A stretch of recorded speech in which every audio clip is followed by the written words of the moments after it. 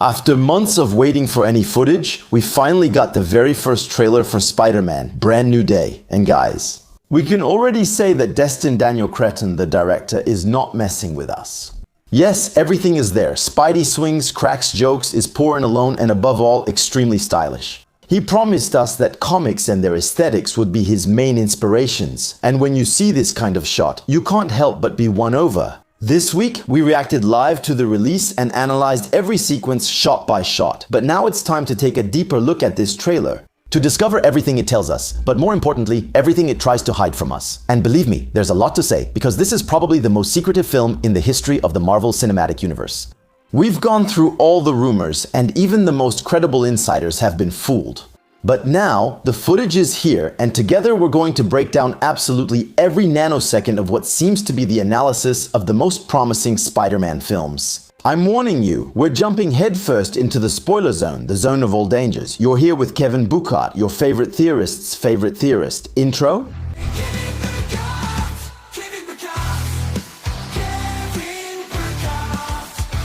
What we know. Before starting this analysis, we need to take a small step back to review what we know about the film. First, the movie is a direct sequel to Spider-Man No Way Home. In this movie, Peter, whose identity was revealed to the whole world by Mysterio, is accused of Mysterio's murder and arrested by the Department of Damage Control. The Department of Damage Control, then, is an organization that made its first appearance in the very first Spider-Man Homecoming. And it evolves throughout the Marvel Cinematic Universe, becoming one of the most important organizations in the franchise. It was created in 2012 by Stark Industries.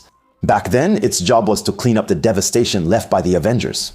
It's the organization that confiscates the contract won by Adrian Toomes, who would later become the Vulture. With Tony's disappearance, the Department of Damage Control is taken over by the government, along with most of the Stark technologies that come with it. That's how we see the organization evolve, going from cleaning up the heroes' messes to becoming a secret organization that regulates enhanced individuals, and more, those who have undergone mutations.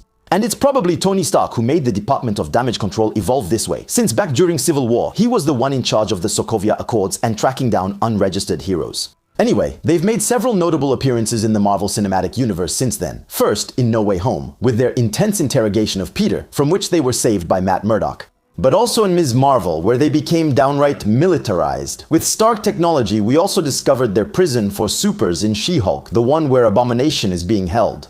And finally, in Wonder Man, they try to catch Simon Williams, who they suspect has powers. The series also reveals their need to lock up as many supers as possible to maintain funding. A possibly important detail is that this is a series produced by Destin Daniel Cretton himself, the director of this Spider-Man. So he was the last one to handle the Department of Damage Control. Anyway, let's get back to No Way Home.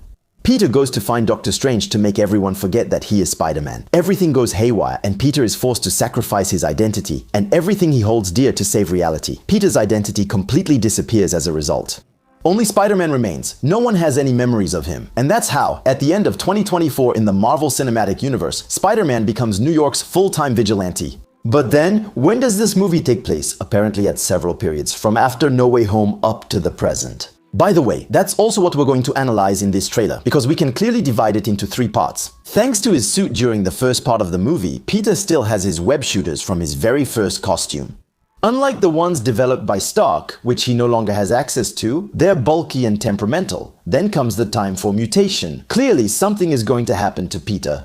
His body and powers seem to be changing. Finally, the post-mutation. Now it looks like he's able, just like Toby, to shoot webs directly produced by his body. That's the internal timeline of the movie, but to get back to the timeline in relation to the Marvel Cinematic Universe, Sony specified that the main storyline will take place 4 years after the end of No Way Home, which means early 2029.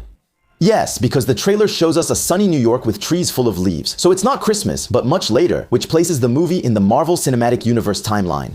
After the Thunderbolts, and not far from Avengers, Doomsday may be even happening at the same time, at least at the street level. Producer Dana Amana confirmed that Daredevil Born Again Season 2 takes place before Brand New Day, and as shown in the Key to the City ceremony scene. After the Fisk administration? Yes, since it's already said that Fisk's term as mayor ends at the end of Born Again Season 2, which takes place in 2027. And yes, I know, the actress handing him the keys looks a lot like Sheila Rivera, the mayor's advisor. Right now, I can't say for sure if it's her or not. But in any case, she is a City Hall employee, not Fisk's, and as she says herself, she's held this position for years, before Fisk, and she'll be there after him. Well, anyway, if we think logically, Fisk would never have handed the keys to the city to a vigilante. So, end of discussion. 4 years then, during which Ned and Mary Jane went to Massachusetts Institute of Technology in Boston. As shown at the very beginning of the trailer, 4 years during which Spider-Man clearly became the main hero of the city. But what about Peter? Is Peter at rock bottom? The very beginning of the trailer shows Peter watching a story from Ned and Mary Jane. They express how happy they are to get into Massachusetts Institute of Technology. This part of the movie is probably the introduction. We can see that they're still teenagers in this story compared to how they look in the rest of the trailer. I don't think Peter recorded the story and is watching it again 4 years later just to hurt himself. The opening images instantly show the movie's theme, with Peter putting a cross over his past. With this story, he puts on his mask and dives into the void. The shot inside the mask isn't there by accident. It represents Peter, seeing life through the eyes of Spider-Man, gradually disappearing into him like Banner in Hulk. For many weeks now, insiders have been telling us that a whole bunch of villains will appear in the movie, and that most of them, by the way, will show up at the beginning of the film, in a cut montage like in Fantastic Four. And that's exactly what seems to be happening. In this trailer, we see Spider-Man fighting Boomerang and Tarantula in slow-motion scenes inspired by the comics, 2 low-level villains. There's also a scene that made me think a lot, the one inspired by the cover of Spider-Man's very first appearance in Amazing Fantasy number 15 in 1962. The color grading of this scene is totally different from the rest of the trailer. Everything is gray, just like this swinging shot that seems to show New York under some kind of evil. Exactly like when Suntree attacked the city in the form of the Void. So, just to be clear, I'm not saying we're going to see the Thunderbolts, but remember, Alex from Cosmic Circus said that Yelena would appear in the movie. And what better way than a quick rescue scene in a grayish New York with Yelena to instantly let us know that yes, the movie takes place after the Thunderbolts. Anyway, after this little junket, we find Peter in his apartment, which looks slightly different from the one at the end of No Way Home. Whatever the case, it's a shabby apartment. Peter lives there alone, washes his laundry alone, writes letters to his imaginary friends alone, and visits Aunt May alone. Yes, he's miserable, just like everyone wanted. Are you happy now? He seems to be studying at Empire State University, as shown by his sweater when he goes to meet Bruce Banner, the iconic university from the comics. Some sources say Marvel is required to have him study there. But an event changes everything. He crosses paths again with his former best friend Ned, who seems to have grown up a lot. He and Mary Jane are back in New York after their studies at Massachusetts Institute of Technology, and they seem to be moving in together, as shown by this party that strongly looks like they're housewarming. Because otherwise, why would Peter, a so-called neighbor, be there? There's even more proof that they're now adults. We can see that the kitchen bar is filled with alcohol, so they're over 21. But let's talk about this scene. Peter shows up with flowers. Mary Jane then jokes about him being a friendly neighborhood. The nice neighbor, referencing the friendly neighborhood, Spider-Man. If we look closely, we can see that Peter is probably in Ned's room. This is shown by the screens in the background, but especially the board filled with photos of Spider-Man. Yes, Ned still seems absolutely obsessed with Spider-Man, and Peter finds out. An interesting detail that could confirm one of my theories. You know, in a recent video, I talked about how Kang's spells and other technologies that erase memories actually don't do it completely. Mobius is obsessed with jet skis. Strange is sure he knows the Fantastic Four, and Banner here seems to have a sense of déjà vu when he meets Peter. Yes, deep down, Ned must feel like he knows something about Spider-Man, without ever being able to figure out what. We can also see that he's probably not the only one, since he and Mary Jane are watching the key to the city ceremony on television. Peter is basically a stalker who finds out that Mary Jane has a new boyfriend, played by Eamon Esfandi, whom we saw in the Ahsoka series as Ezra Bridger. Well, clearly it could be anyone, it doesn't really matter. But several rumors tell us that it could be a character hated by Spider-Man fans, Paul Rabin, considered the worst boyfriend Mary Jane ever had. Fans consider him a bland, forced character, only there to keep Peter and Mary Jane apart. A character created to make Peter suffer over and over again. A scene that actually references the One More Day comic. So, Marianne, he makes a pact with Mephisto to try to save Aunt May's life, and the demon then offers them to trade their love for May's life. They both accept, before realizing that the appearance of the little girl he used to lure them was actually their future daughter. Well, yeah, it's the devil, right? Peter then wakes up at a party where Mary Jane has no idea who he is, completely rebooting the character. No one remembers that he's Spider-Man anymore, and May is alive, events that will lead to the next run, Spider-Man, Brand New Day. Anyway, let's move on. Jean Grey is innocent. The character of Sadie Sink has been at the center of all discussions for months. We've gone from Chatra, the big myth, to Mayday. Deep down, everything seems to indicate that this is indeed Jean Grey, like I've been saying for months, right? To prove it to you, we have to play a little game and put all the scenes back in order. Because, as you know, Sony and Marvel are a bit sneaky, so they like to mix up the scenes. And make us think several scenes follow each other, when they don't. The clearest example is at the end during Peter's fight. They added a quick shot of Peter's eyes turning black. This makes us think it happens during the ninja attack, but that's not true. In the ninja shot, he's bloody with white light. In the eye shot, there's no blood, and the lighting is dim. And regarding the scenes connecting the Deodyssey and the tank, it's the same thing. Let's start with this glass prison scene. We're clearly in a place where experiments are being conducted, either a corporation or a government organization. If you look closely, the person locked up is in a teenager's room, surrounded by a glass cage, all protected by a wooden wall. You can clearly see roller skates, cereal, books, speakers, in short, everything to keep a teenager busy. Details that show the prisoner has been held there for years. In the four corners of this room, 4 machines, like projectors, are hanging from the ceiling, but it's pretty hard to say exactly what they're for right now. But if we assume this is a Deodyssey building, then these could be devices preventing the imprisoned personality from using their powers. Just like in Miss Marvel. But then, who is being held prisoner there? We see in the close-up that it's a young woman's hand. No hair, no wrinkles, but you really have to look closely to realize it's Sadie Sink. On the bed, we see a yellow sweater and in the foreground, high-top boots. Exactly the clothes Sadie Sink was wearing in the leaked photos from the shoot. A sweater she also wears in the scene at Peter's place. So I think the main scene with the tank is Sadie Sink's escape scene, and it starts with this explosion scene. You can see all kinds of employees there, some with construction helmets on the left, doctors, agents in suits, and even guys in hazmat suits. And on the right is the famous tank. Yes, we're probably in a Department of Damage Control building.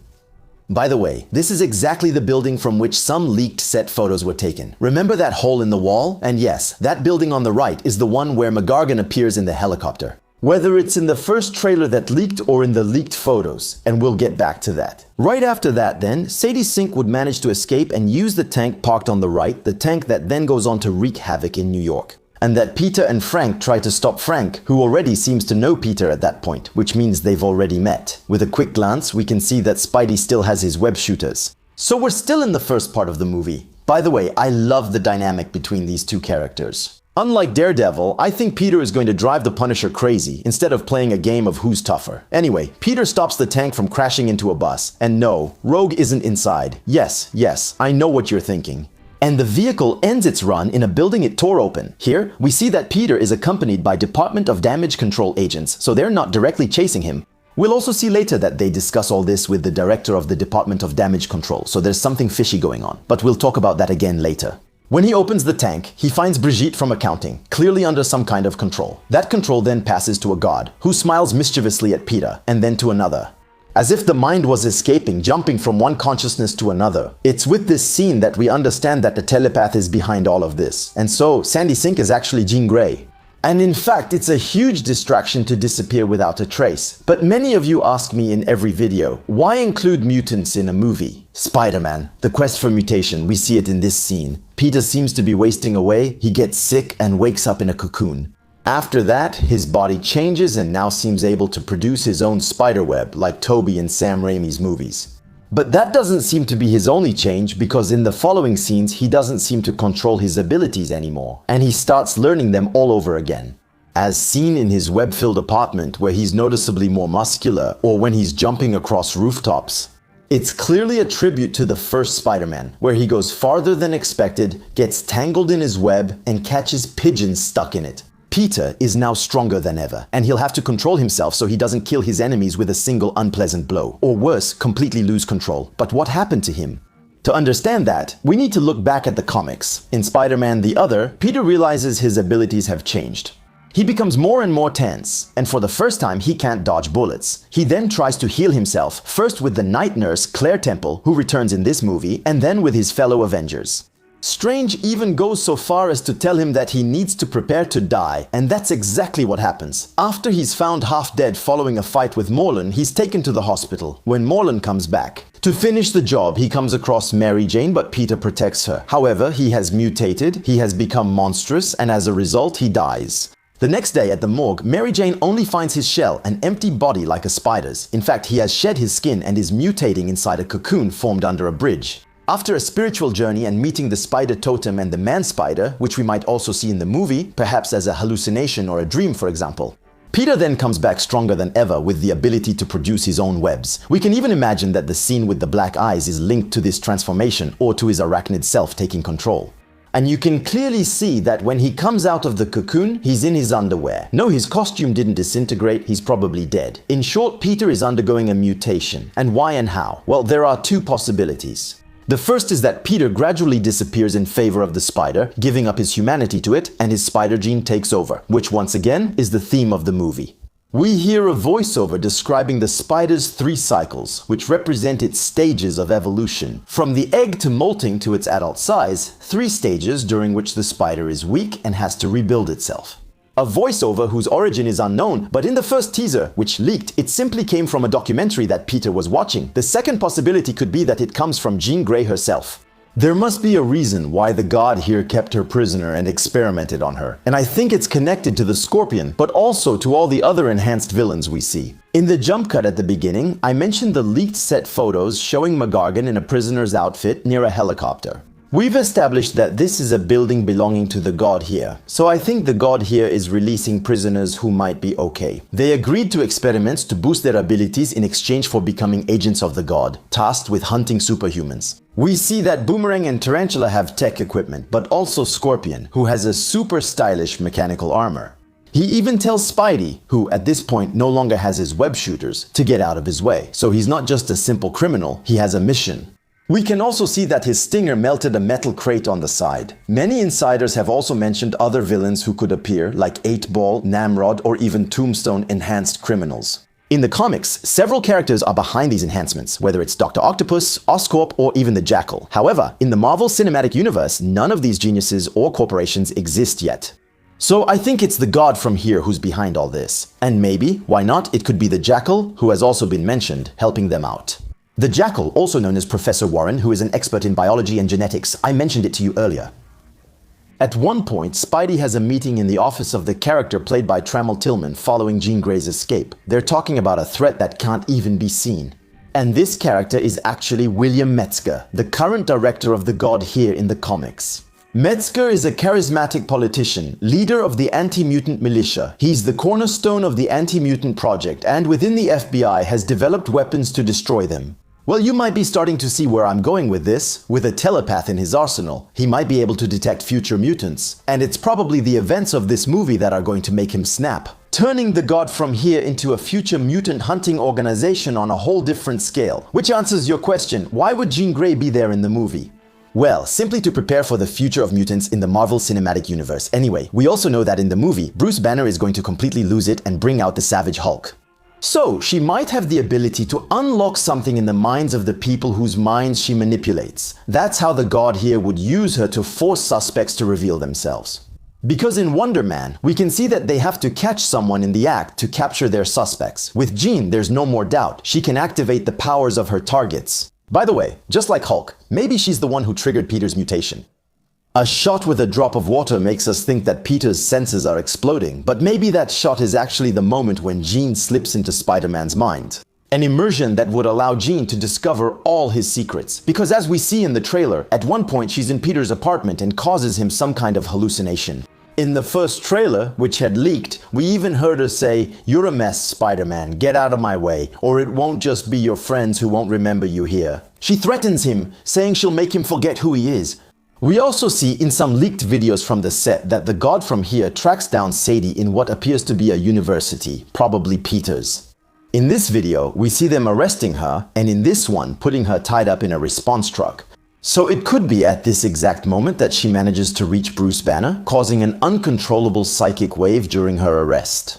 By the way, the role of the Punisher in this story could be to help Sadie escape. That's why he and Peter are at odds for much of the movie, because I think Peter will be manipulated by the god from here. First, through his chill meeting with Metzger, but also through this scene where, in a laboratory, he's being analyzed. Because if we stay logical, there's little chance that it's Banner who helps him. It's impossible for him to have technology at a university capable of scanning him and discovering his powers in detail. Clearly, it looks more like Stark technology, designed to hunt supers. But above all, it would be strange to ask Banner for help as a student and then see Spider-Man show up to get analyzed. The connections are made pretty quickly, by the way. Let's talk about Banner for a couple of seconds. We see that he has the same device as in the post-credit scene of Shang-Chi and in the She-Hulk series. If you didn't know, this is what allows him to stay as Bruce Banner and not as Smart Hulk.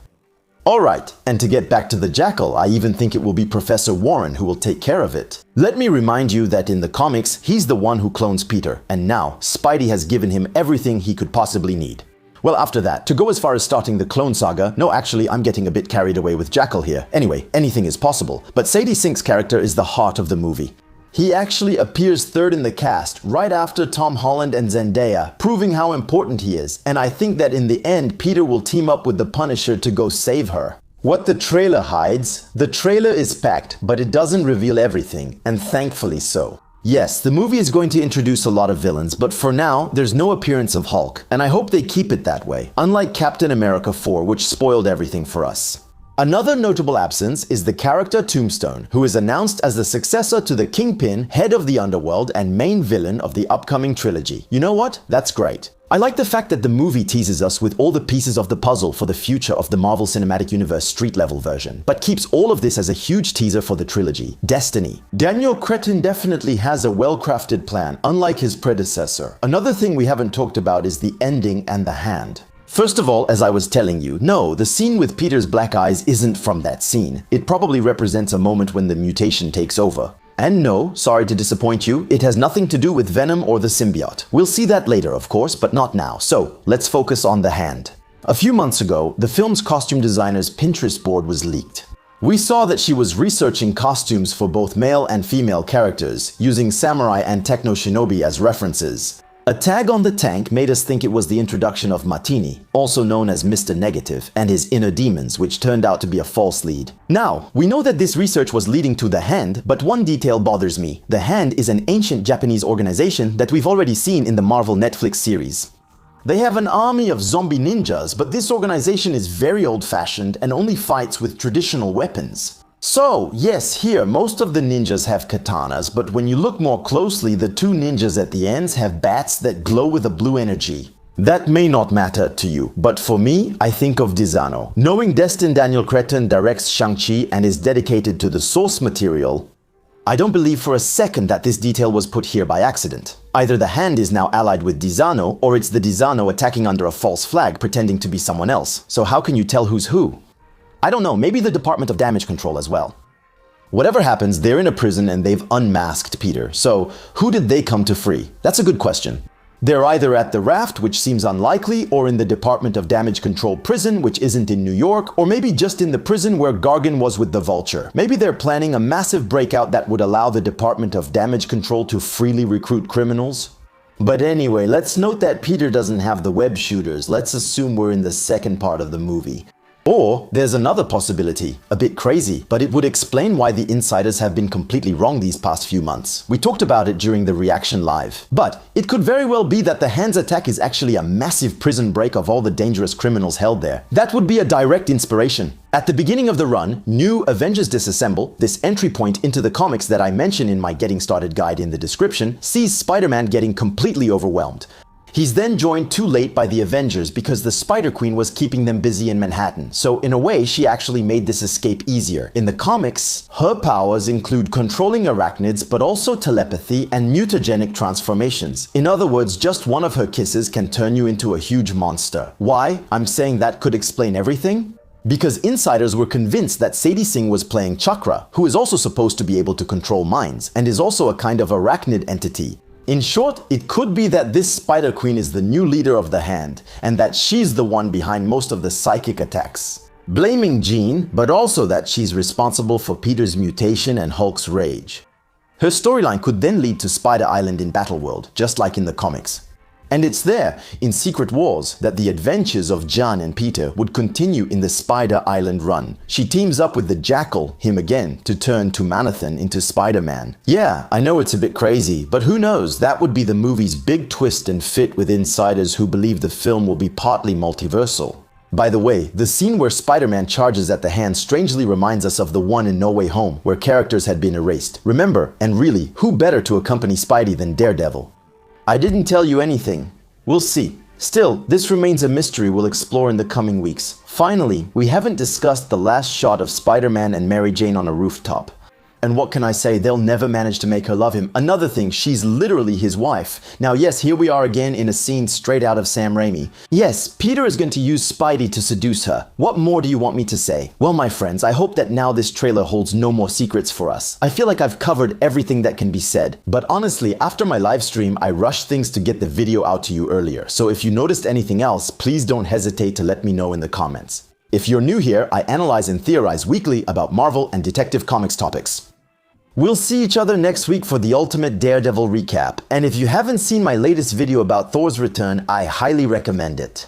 In the meantime, don't forget to stay curious. That's the secret to being happy. Ciao.